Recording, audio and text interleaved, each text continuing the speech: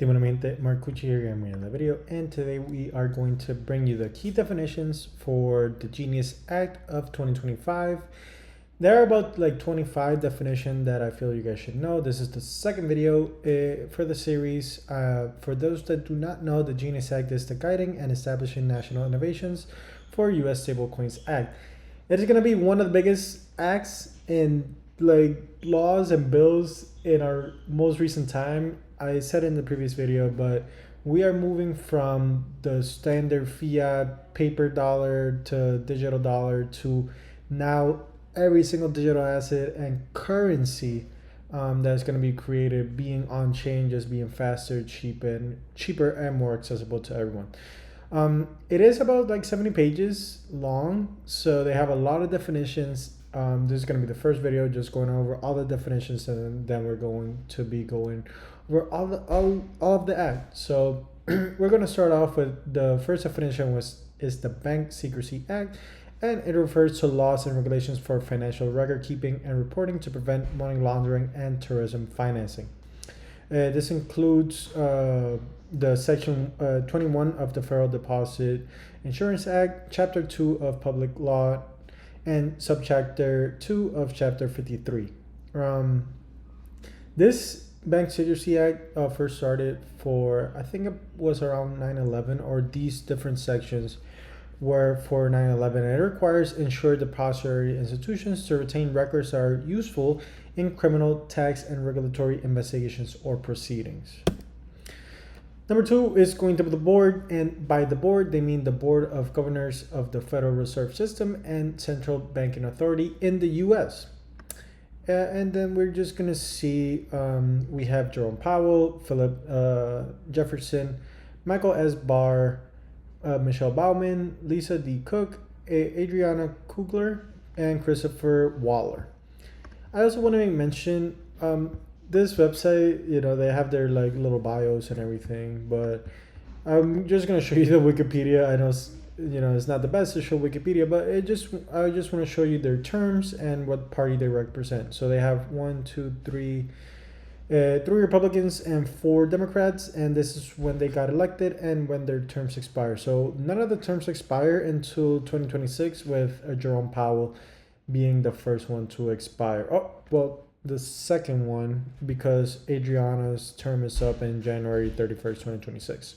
So yeah, that is who the board they're referring to in this act.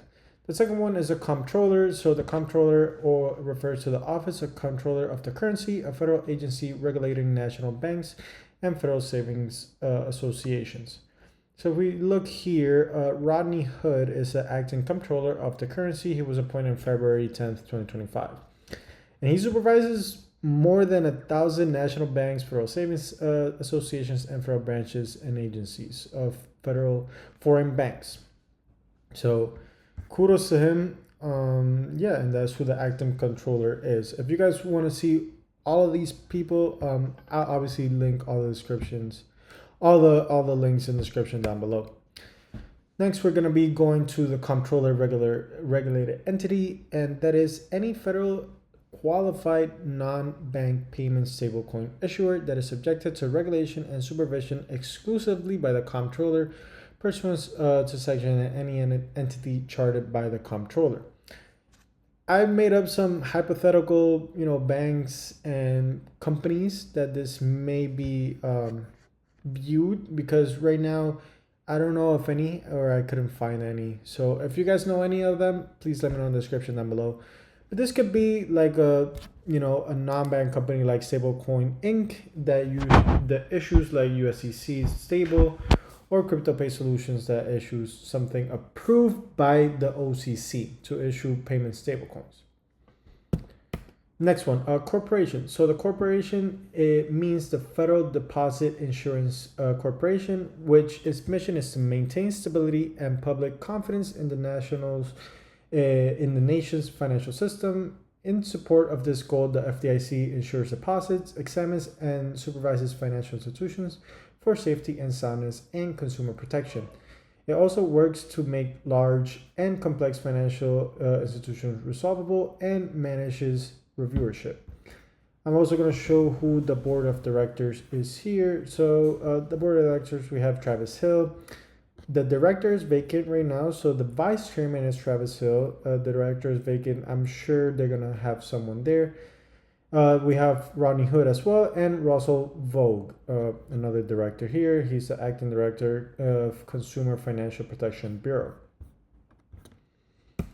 Next one, digital assets. So digital assets is any digital representation of value recorded on cryptographical secure distributed ledgers. A distributed ledger is a technology in which data is shared across a network that creates a public digital ledger of verified transactions or information among network participants, and cryptography is used to link the data to maintain the integrity and the public ledger and execute other functions. So if you're liking the video, please always remember to leave a like and comment. Anyways, we're about like halfway done. So federal qualified non-bank payment stablecoin issuer. I know these definitions, these words are so long. So it is a non-bank entity other than a state qualified payment stablecoin issuer approved by the comptroller. Like I said, some of the examples I kind of already showed.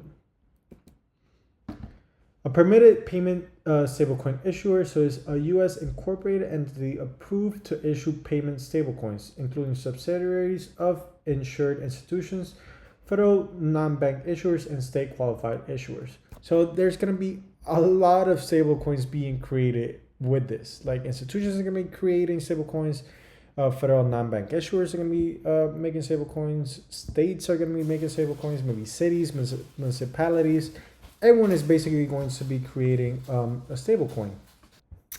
Now the next one is going to be institution affiliated party. So it refers to directors, officers, employees, and or controlling stockholders of a permitted payment stablecoin issuer. Insured depository institutions, so includes insured banks and credit unions. So credit unions, super important. When I was at Consensus, I saw a lot of credit unions talking about this.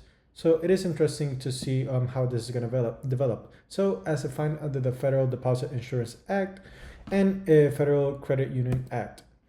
Monetary value, so is a national currency or deposit denominated in a national currency as defined under the Federal Deposit Insurance Act. Money is any financial instrument that are legal tender required for tax payments or widely accepted for goods, services in an economy. A national currency includes Federal Reserve notes, money credited to Federal Reserve bank accounts, foreign central money, Federal Central Bank money, and intergovernmental organizational money. I'm interested to see what is intergovernmental organization money. Non-bank entity is a person or business not classified as depository institution or subsidiary. Payment stablecoin, this is really important. So a payment stablecoin is a digital asset used for payment or settlement, pegged to a fixed monetary value, not a national currency or deposit, and not offering yield or interest, with specific exceptions. Person includes individuals, partnerships, companies, corporations, associations, trusts, estates, cooperatives, or other business entities. A primary federal payment stablecoin regulator is the federal agency overseeing payment stablecoin issuers, such as federal banking agencies, NCUA, FDIC, Comptroller, or Federal Reserve, depending on the issuer type. And registered public accounting firms, an accounting firm registered under the Sarbanes-Oxley Act of 2002, responsible for auditing financial statements. This is really important. We see stablecoins have been audited in the past, but they've been audited either by their own third party or some other entity that they're still firms, but some of the big public ones are Deloitte that I have some friends there, PwC, EY, and KPMG. Estate refers to U.S. states, District of Columbia, and U.S. territories, so probably Puerto Rico and Guam as well. State qualified payment stablecoin issuers is an entity legally established under state law and approved by state regulator to issue payment stablecoins. State payment stablecoin regulator, a state agency with primary regulatory and supervisory authority over entities issuing payment stablecoins in the state. State chartered depository institutions is a depository institution chartered by a state as defined under the FDIC Act, Federal Deposit Insurance Act. And I think this is the last one. So subsidiary of an insured credit union is an organization or credit union service and entity providing service to or owned by an insured credit union as defined under Federal Credit Union Act. And yeah, that's about it for now. Let me know what you guys think about the video. Let me know if this was helpful for you guys.